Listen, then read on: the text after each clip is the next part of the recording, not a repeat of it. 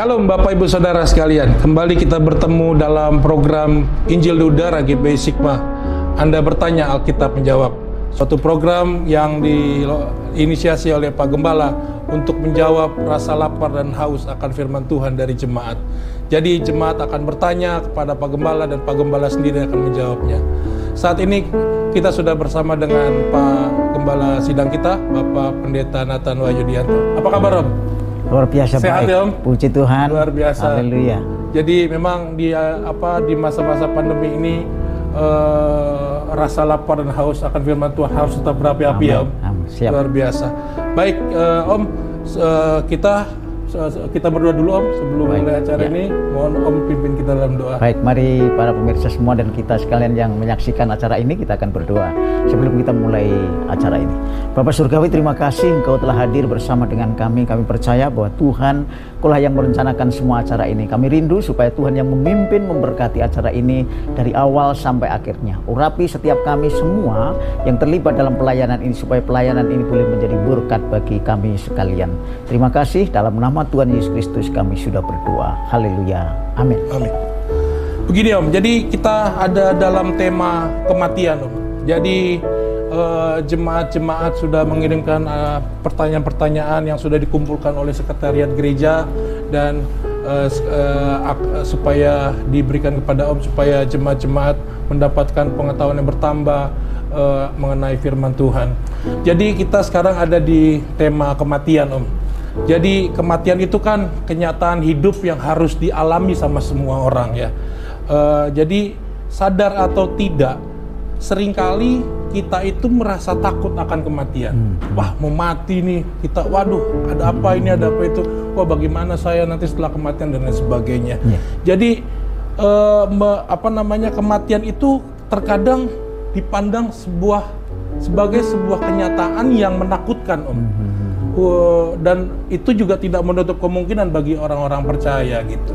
Nah, jadi di program ini banyak pertanyaan-pertanyaan dari jemaat sekalian yang bertanya soal bagaimana kematian, menghadapi kematian dan lain sebagainya.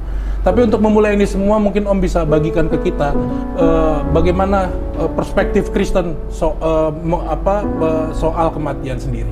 Silakan Om. Baik, terima kasih. Begitu baik pertanyaan yang disampaikan kepada kita sekalian, secara khusus kepada Alkitab. Kita hanya sebagai hamba, bagaimana Tuhan memakai kita sekalian untuk menjelaskan dengan urapan Tuhan. Bapak Ibu Saudara, para pemirsa yang diberkati Tuhan, senang sekali kembali kita boleh berada di dalam acara yang baik ini, supaya kita semua diberkati melalui firman Tuhan. Bapak Ibu Saudara, tadi sudah disampaikan tentang kematian, jadi suatu fakta yang tidak bisa dihindari. Siapapun kita akan menghadapi. Nah, sekarang kita akan berbicara apa pandangan Alkitab tentang kematian dan sikap kita terhadap kematian. Secara umum, sebelum masuk kepada berbagai pertanyaan berikutnya, saya akan menjelaskan bahwa di dalam Alkitab sesungguhnya ada 3 jenis kematian yang akan dialami manusia, yang pada dasarnya itu adalah bagian daripada pewahyuan yang Tuhan nyatakan buat kita sekalian. Yang pertama adalah kematian secara rohani. Itu dilihat dari apa yang dialami oleh manusia pertama ketika Adam dan Hawa melanggar titah Tuhan. Nah, kematian ini bersifat rohani. Nanti dibaca di dalam Kejadian 2 ayat 16 dan 17. Di sana dikatakan bahwa lalu Tuhan memberi perintah ini kepada manusia, semua pohon dalam taman ini boleh kau makan buahnya dengan bebas, tetapi pohon pengetahuan tentang yang baik dan yang jahat itu janganlah kamu makan buahnya, sebab pada hari engkau memakannya pastilah engkau mati.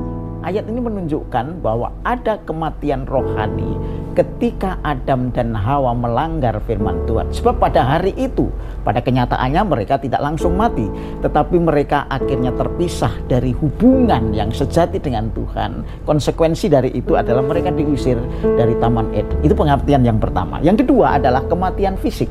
Saudara, manusia tidak hanya terdiri daripada jiwa, tapi juga tubuh. Ini harus kita benar-benar sadari bahwa tubuh kita ini ada karena memang tubuh ini adalah juga diciptakan oleh Tuhan melalui apa yang disebut dengan debu tanah atau tanah itu sendiri. Dan di dalam Ibrani pasal yang ke-9 ayat yang ke-27 di sana dikatakan bahwa sama seperti manusia ditetapkan mati sekali selalu kemudian dihakimi. Mati di sini adalah kematian fisik sekali, soalnya. Semua orang akan mati sekali. Memang ada pengecualian beberapa hamba Tuhan di dalam perjanjian lama yang telah diangkat ke surga. Tetapi pada umumnya adalah semua manusia harus mati sekali baru dihakimi. Ini kematian fisik. Yang ketiga adalah kematian yang benar-benar harus saya sampaikan kepada kita sekalian. Itu adalah kematian yang sangat mengerikan, yang tidak mau dan bukan adalah kematian kekal. Karena itu sikap kita terhadap kematian yang ketiga ini yang harus menjadi perhatian kita semua, supaya kita tidak masuk dalam kematian yang kekal, yaitu kematian selama-lamanya, terpisah dari Allah, dari hadiratnya, penderitaan yang selama-lamanya. Saya akan bacakan di dalam Yohanes pasal 3 ayat yang ke-36. Yohanes pasal yang ketiga ayat yang ke-36. Bapak Ibu Saudara, saya akan bacakan Yohanes pasal 3 ayat yang ke-36 yang berbunyi demikian. Yohanes pasal yang ketiga ayat 36. Barang siapa percaya kepada Anak, yaitu Yesus Kristus sebagai firman Tuhan, sebagai juru selamat dan Tuhan, ia beroleh hidup yang kekal. Artinya hidup bersama dengan Allah sampai selama-lamanya. Tetapi barang siapa tidak taat kepada Anak, ia tidak akan melihat hidup. Jangankan mengalami, melihat saja tidak. Artinya apa? Bahwa dia terpisah. Dan kematian kekal ini sebutnya bukan lenyap, tetapi mengalami penderitaan sampai selama-lamanya. Ya, karena murka Allah tetap ada di dalamnya. Itulah gambaran tentang kematian yang disampaikan oleh Alkitab buat kita sekalian. Dan hari ini saya minta kepada kita sekalian untuk memperhatikan dengan baik. Adalah yang penting sikap kita sebagai orang percaya. Bagaimana supaya kita terhindar dari kematian kekal. Kematian rohani juga harus kita atasi, sebab Tuhan telah menyediakan semua buat kita. Kematian rohani bisa kita atasi kalau kita percaya Yesus, dan kematian kekal juga sudah diatasi ketika kita percaya dengan penebusan dan kebangkitan Yesus Kristus di atas kayu salib dan dari kematian. Itu yang membuat kita hidup dan memperoleh kehidupan yang kekal bersama dengan Tuhan. Mungkin itu jawaban sebagai pendahuluan dalam kaitannya dengan tema kematian. Jadi kematian secara tubuh memang tidak bisa dihindari ya. Itu bukan pilihan, kita harus menghadapi. Tapi untuk kematian kekal itu kita bisa memilih. Kita bisa mempersiapkannya agar kita tidak masuk ke dalam kematian kekal. Begitu kira-kira ya. Betul, betul sekali ya. Baik, kita mulai ada beberapa pertanyaan dari jemaat, Om. Ya. Bapak Ibu Saudara, ketika program ini berlangsung, Bapak Ibu Saudara mungkin ada pertanyaan tambahan. Bapak Ibu Saudara bisa menulis pertanyaannya di komen supaya nanti bisa dijawab Pak Gembala dalam kesempatan yang berbeda. Baik, ini ada pertanyaan dari Bapak Edward Pati, Om. Ya, baik, siap. Beliau bertanya, orang meninggal itu rohnya menunggu di mana? Ya. Kemudian orang ateis yang tidak percaya Tuhan atau yang tidak percaya Tuhan Yesus itu bagaimana? Rohnya menunggu di mana sampai hari penghakiman tiba? Silakan. Baik.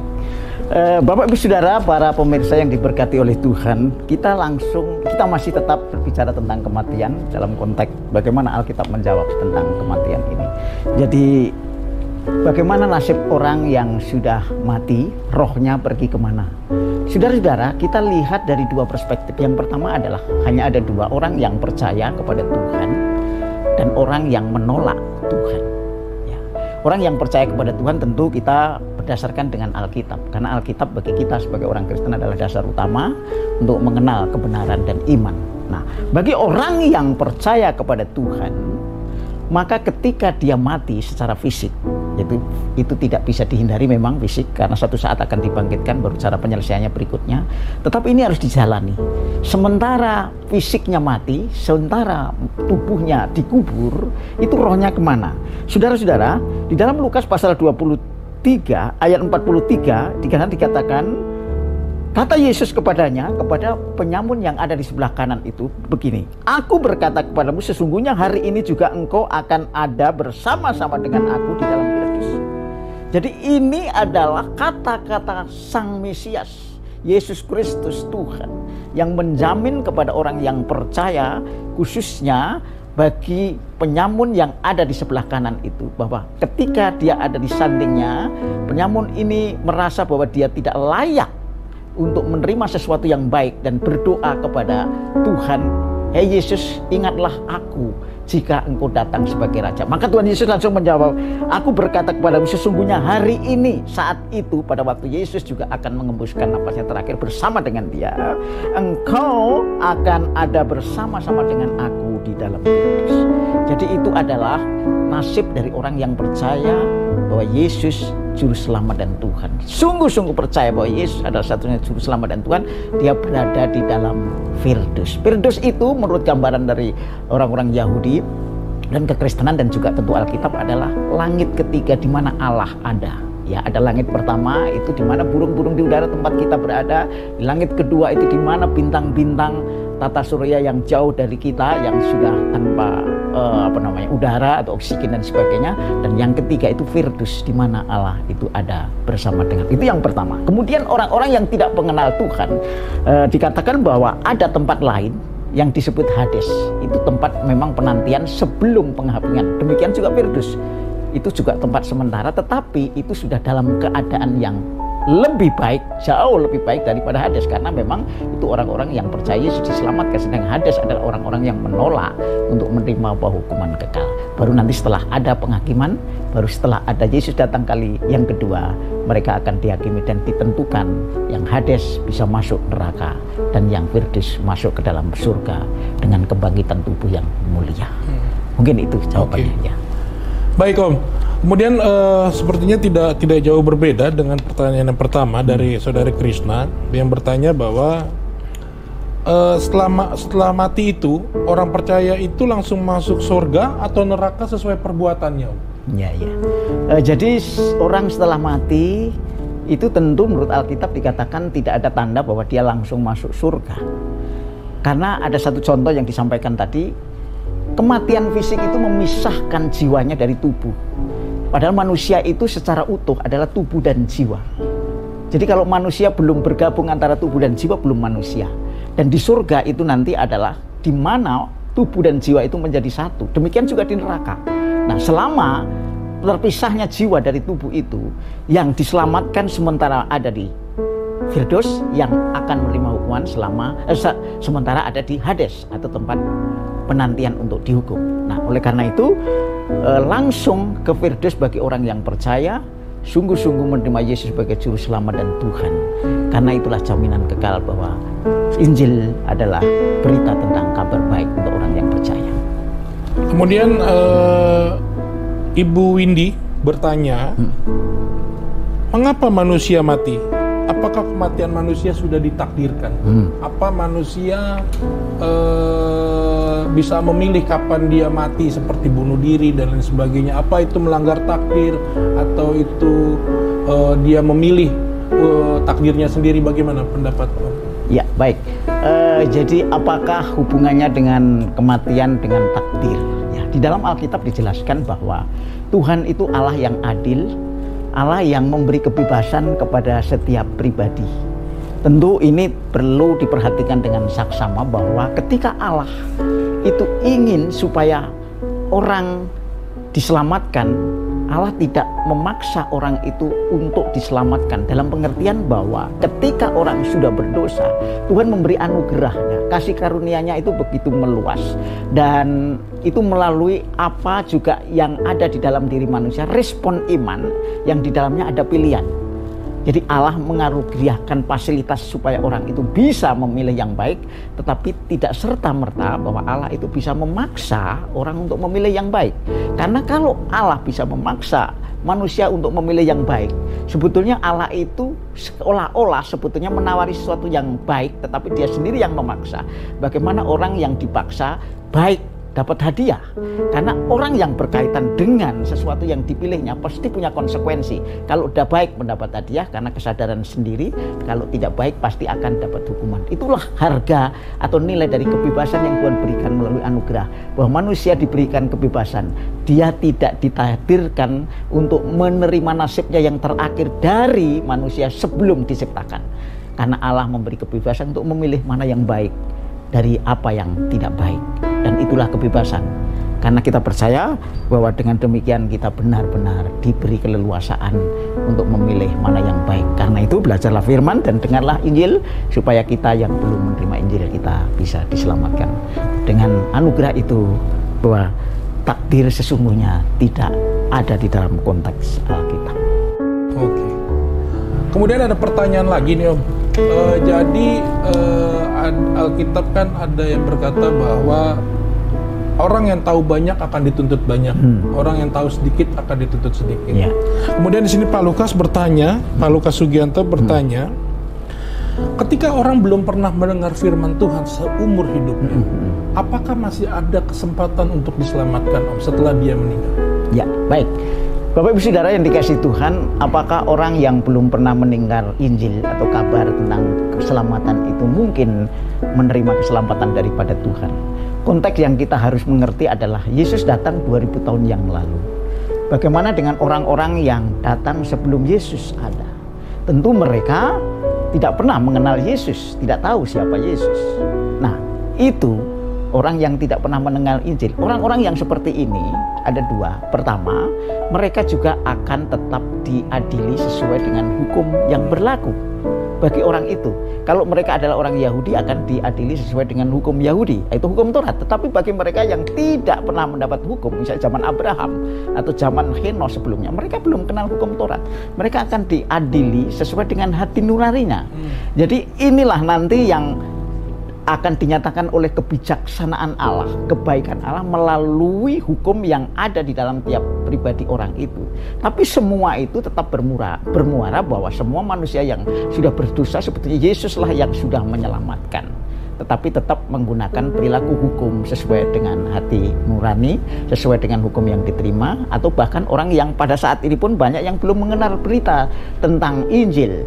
Bisa jadi karena mereka bagaimana orang itu belum mengenal bisa dituntut. Bagaimana mereka belum sadar bahwa itu ada sesuatu yang buruk bisa dituntut.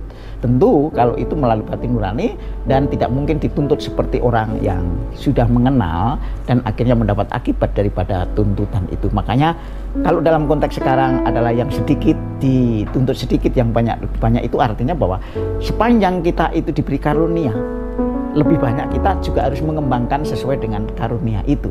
Jangan, artinya proporsional, bukan justru malah sesuai dengan nilai-nilai yang bersifat kuantitatif yang tidak mempunyai porsi yang sama, yang berbeda.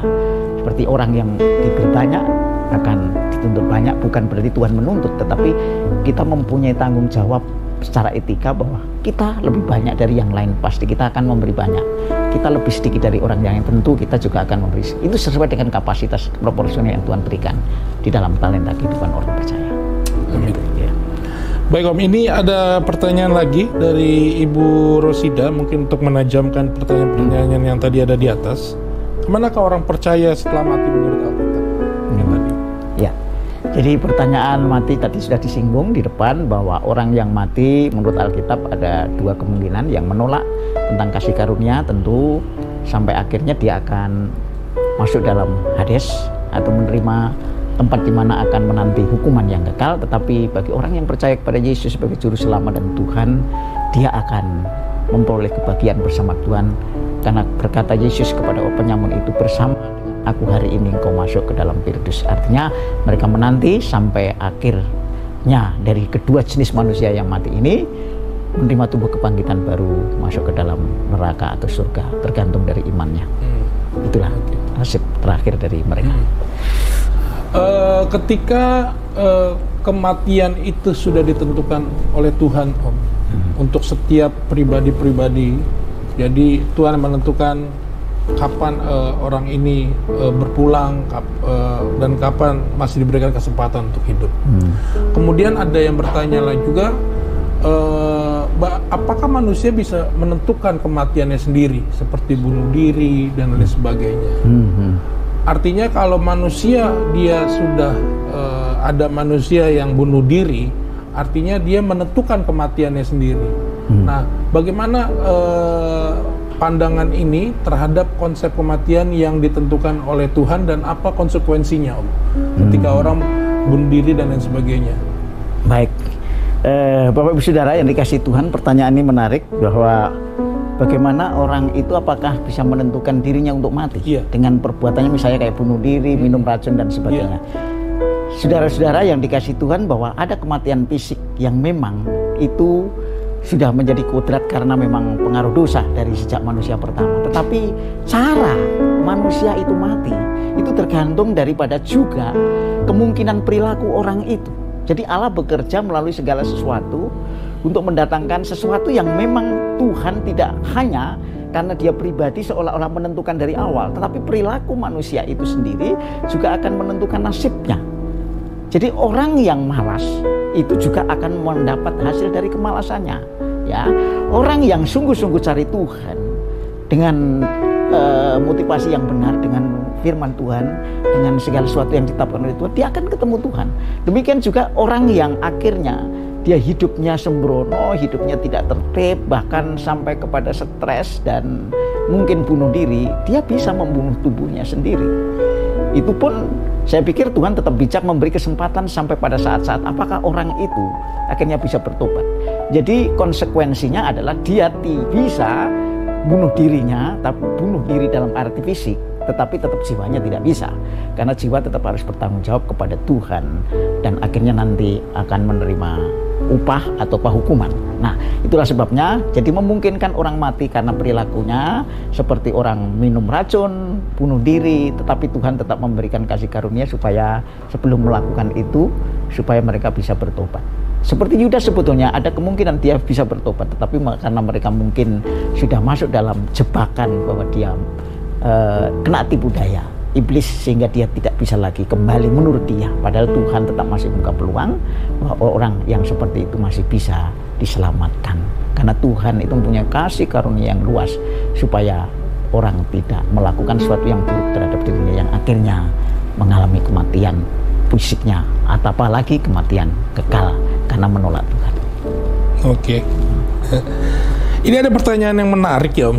Jadi di Indonesia maupun di dunia dan seringkali orang-orang percaya juga ikut dalam kegiatan ini yang mengaitkan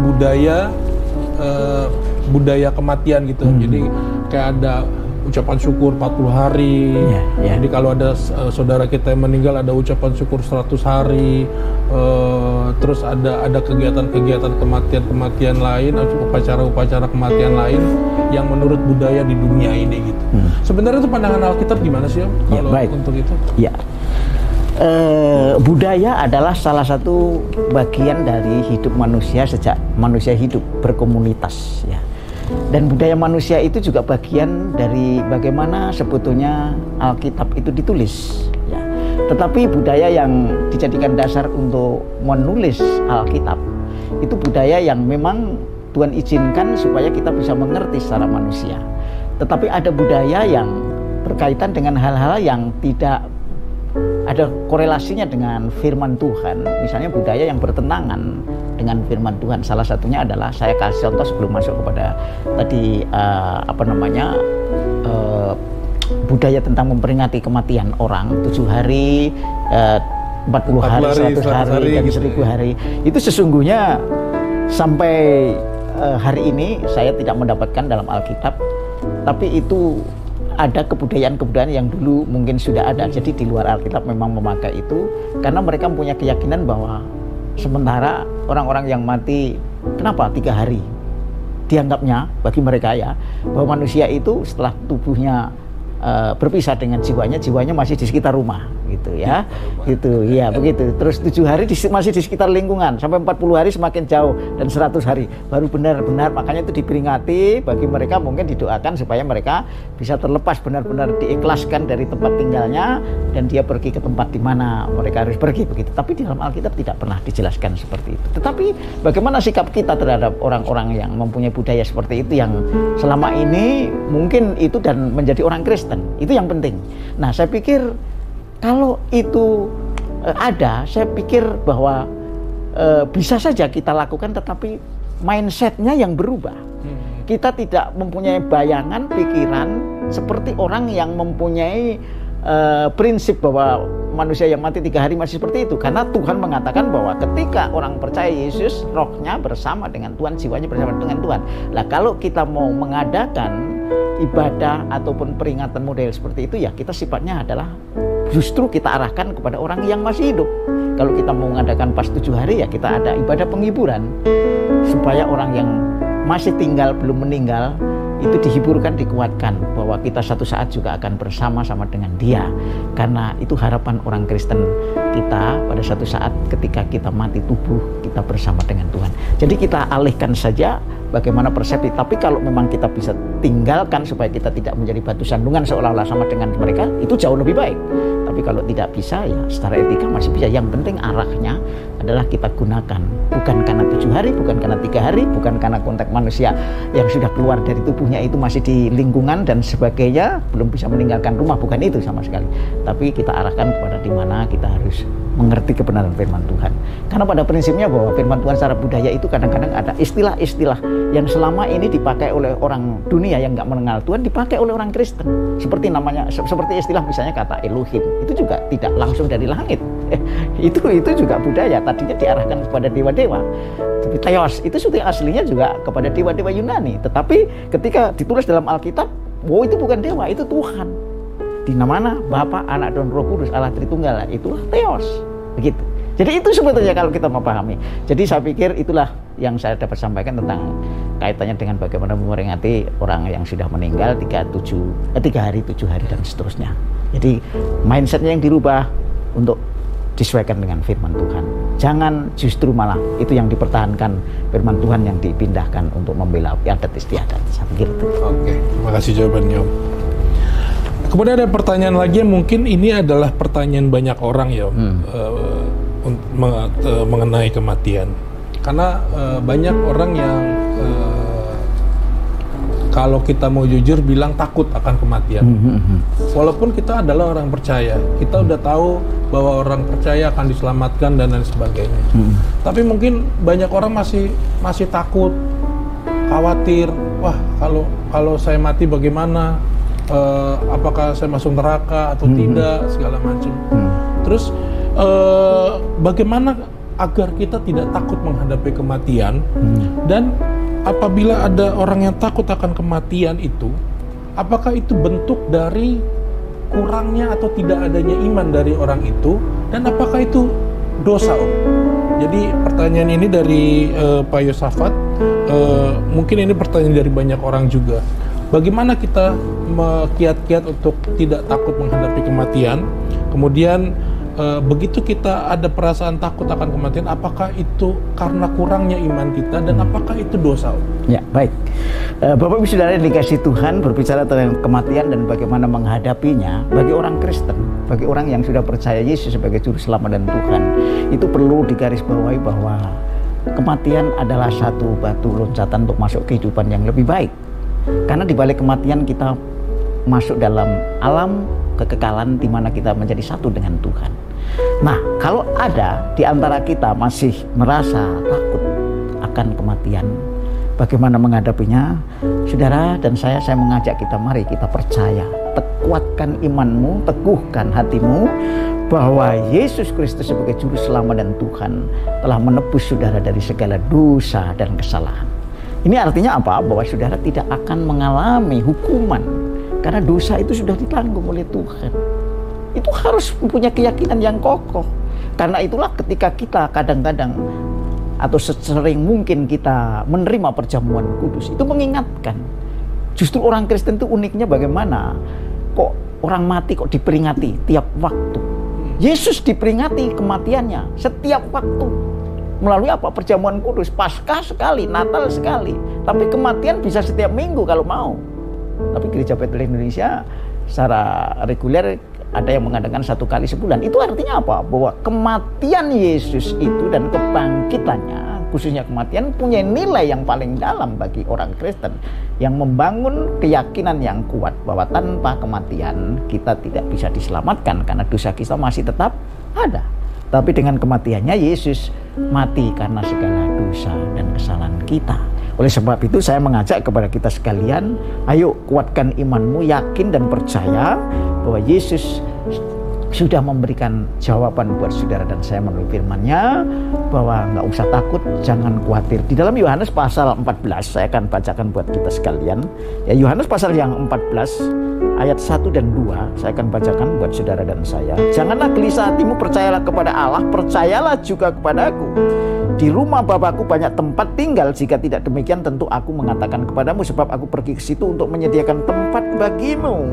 Dan apabila aku telah pergi ke situ dan telah menyediakan tempat bagimu, aku akan datang kembali dan membawa kamu ke tempatku, supaya di tempat di mana aku berada kamu pun berada. Ini janji yang luar biasa, ini bukan retorika, ini bukan sekedar firman Tuhan yang kita pelajari mengerti dan tahu, tetapi harus kita yakini. Dan ketika kita yakini, dalam hidup kita berubah. Kita tidak takut mati dan kita takut melakukan segala itu apa yang Tuhan perintahkan, karena jaminan itu sudah ada melalui apa yang dikatakan Yesus Kristus Tuhan buat kita. Jadi sekali lagi saya mengajak supaya tidak takut, bacalah firman dan renungkan dan lakukannya, karena Tuhan telah menjamin kehidupan kita setelah mati. Amin. Baik, Om, ini ada pertanyaan yang menarik juga nih, Om. Ya. Jadi kita sering dengar cerita bahwa ada orang yang mungkin sedang sakit, terus dia mengalami suatu pengalaman spiritual gitu, Om, ya. Jadi kelihatannya dia sudah mati suri gitu ya, dan lain sebagainya. Terus dia diperlihatkan surga dan neraka gitu ya, kemudian dibalik lagi, terus kemudian hidup normal lagi dan bercerita kepada semua orang. Sebenarnya pandangan Alkitab gimana sih, Om? Ada gak sih begitu? Jadi kita udah masuk ke yang tadi Om cerita, ke dunia orang mati setelah kita mati, habis itu balik lagi gitu. Gimana tuh? Ya, memang banyak dari hamba-hamba Tuhan dan orang-orang yang punya pengalaman pribadi melalui kematiannya dan akhirnya kembali lagi kepada tubuhnya. Dan yang menarik kalau menurut saya adalah bahwa orang itu menjadi bertobat. Itu sebetulnya menjadi kunci. Jadi itu sebetulnya. Tapi kalau orang itu justru malah nggak bertobat, nggak mencari Tuhan, nggak terima Yesus sebagai juru selamat dan Tuhan, ya justru saya pikir nggak menjadi makna, mempunyai makna yang berarti. Jadi kebenarannya adalah memang itu sudah diuji. Ya, apa dibuktikan bahwa itu benar apa tidak? Ya, karena banyak varian. Pengalaman si A berbeda dengan pengalaman si B.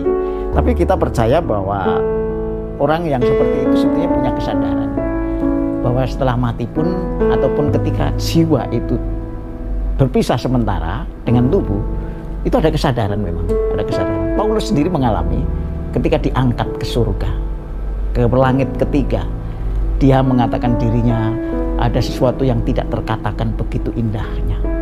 Nah, ini menggambarkan bahwa memang bisa ya, bisa tidak. Tetapi yang penting bagi saya, ketika orang-orang itu diberi pengalaman secara unik tentang kematian dan kembali kepada tubuhnya, saya pikir kebenarannya adalah memang dicek harus dengan Alkitab seperti apa yang dialami oleh Paulus. Nah, itu yang pertama. Yang kedua, apakah orang-orang itu adalah hidupnya selama ini juga orang-orang yang mempunyai integritas yang baik. Itu bisa jadi rujukan. Orang-orang jadi integritas dan kemudian setelah itu juga semakin baik dalam hidupnya. Saya pikir, wah benar ini pengalamannya. Nah itu, saya pikir itu, karena tidak ada kepastian yang jelas berdasarkan pengalaman pribadi satu dengan yang lain adalah berbeda. Tetapi satu keyakinan yang bisa kita ambil, bahwa orang itu semakin baik, semakin bertobat, semakin cari Tuhan, saya memberkati orang lain. Dan Paulus pun juga seperti itu, dengan penyingkapan itu ya.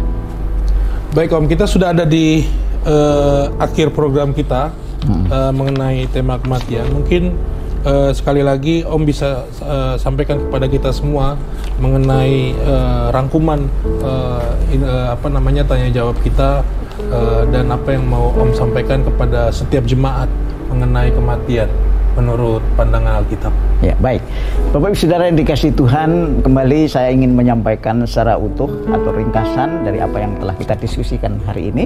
Semoga ini menjadi berkat buat kita sekalian. Salah satu hal yang penting yang tidak boleh kita abaikan dalam kita mengiring Tuhan adalah masalah kematian. Tetapi bagi kita orang percaya bahwa Tuhan telah mengalahkan kematian.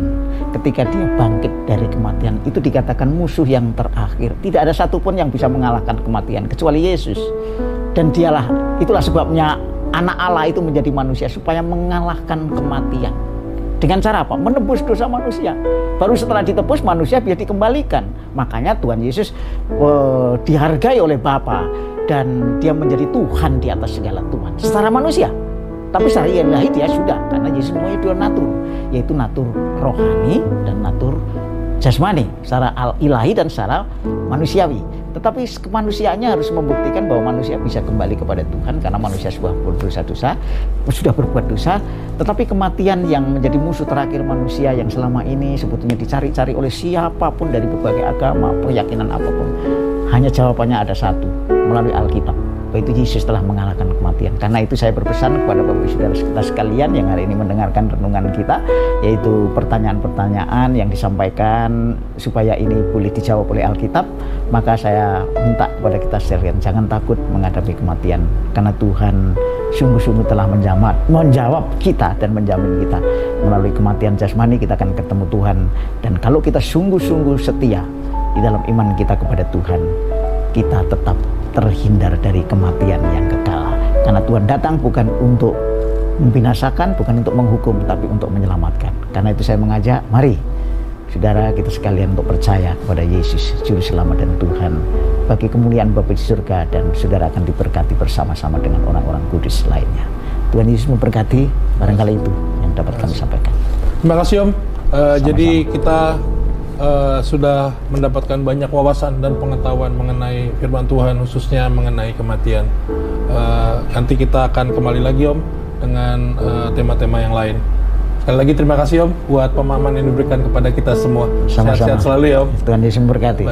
Baik saudara-saudara, Bapak Ibu Saudara sekalian, itu kita sudah sampai di akhir program kita. Jadi apabila jemaat sekalian ada pertanyaan-pertanyaan yang belum terjawab, yang masih ada, saudara bisa tulis di komen di channel YouTube kita ini, supaya nanti dikumpulkan oleh Sekretariat Gereja untuk disampaikan kepada Pak Gembala dan akan dijawab lewat kesempatan berikutnya. Kita akan berjumpa lagi di kesempatan yang lain di Anda Bertanya Alkitab Menjawab. Sampai jumpa. Salam sehat. Tuhan Yesus memberkati kita. Salam.